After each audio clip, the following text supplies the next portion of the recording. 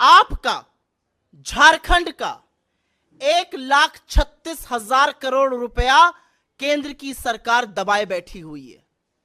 ये वो खनन का पैसा है जो आपको मिल जाना चाहिए था।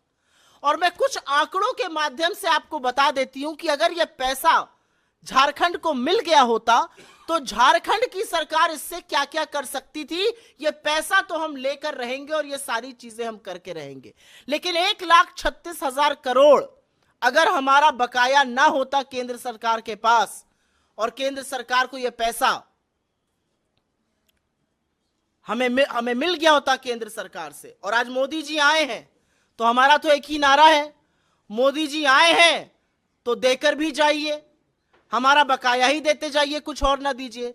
अगर ये 1,36,000 करोड़ रुपए हमें मिल गए होते तो हम 42,500 छात्रों को 5 साल के लिए स्कॉलरशिप दे सकते थे। 5 साल के लिए 42,500 छात्रों को। अगर ये 1,36,000 करोड़ रुपए हमें मिल गए होते तो हम करीब करीब 3 लाख छात्रों को एकलव्य प्रशिक्षण योजना 70 साल के लिए दे सकते थे। अगर ये 1,36,000 करोड़ हमें मिल गए होते तो जल जीवन मिशन के तहत पेयजल की समस्या जड़ से समाप्त हो गई होती।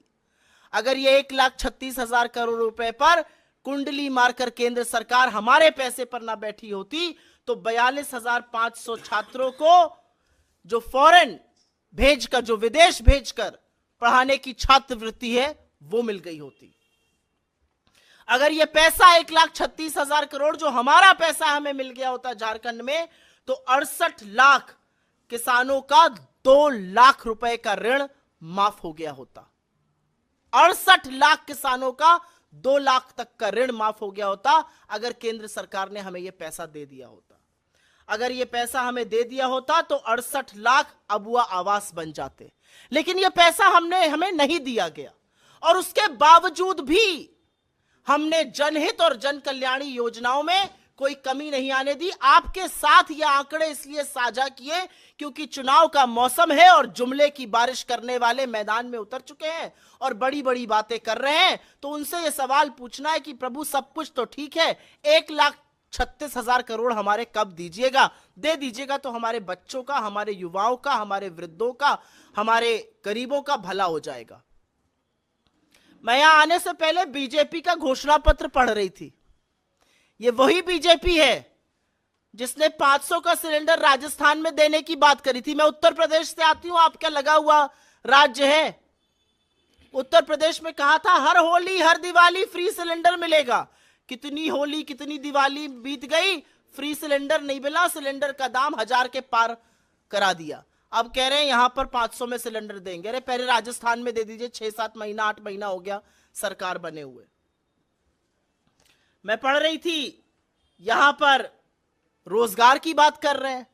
अरे 2 करोड़ जो सालाना रोजगार बनने थे अभी तक 11 करोड़ बन जाने थे, उनका क्या हुआ? यहां पर बात किसान के हक की हो रही है। एमएसपी की कानूनी गारंटी पर 750 किसानों की शहादत पर चुप रहने वाले, कानून ना बनाने वाले यहां पर किसानों की बात कर रहे हैं। किस मुंह से आके झारखंड में आप बात करते हैं? आपके मैनिफेस्टो में सरना धर्म कोड भी नहीं है और असलियत यह है कि सरना धर्म कोड यहां की सरकार ने पास किया और 2 साल से आपके पास आपकी स्वीकृति के लिए दिल्ली में पड़ा हुआ है और आप उस पर कुछ नहीं कर रहे। आपने लगातार सीएनपीटी को लगातार कमजोर करने का काम किया है, जिससे आदिवासियों पर, वंचितों पर, शोषितों का आप शोषण कर सकते हैं। असलियत यह है कि आपकी सरकार ने आंगनबाड़ी में बच्चों का बजट आधा किया था। आपकी सरकार ने बुजुर्ग पेंशन को कम किया था। उल्टे हम अब सर्वजन पेंशन देने जा रहे हैं। पहली बार हिंदुस्तान के किसी राज्य में 50 वर्ष से ज्यादा के उम्र के व्यक्ति को यह पेंशन मिलेगी। अमूमन 60 साल से ज्यादा पर मिलती है। आपने 11 लाख राशन कार्ड खत्म किए थे, हमने वो बहाल किए और हमने नए लाभार्थी जोड़े।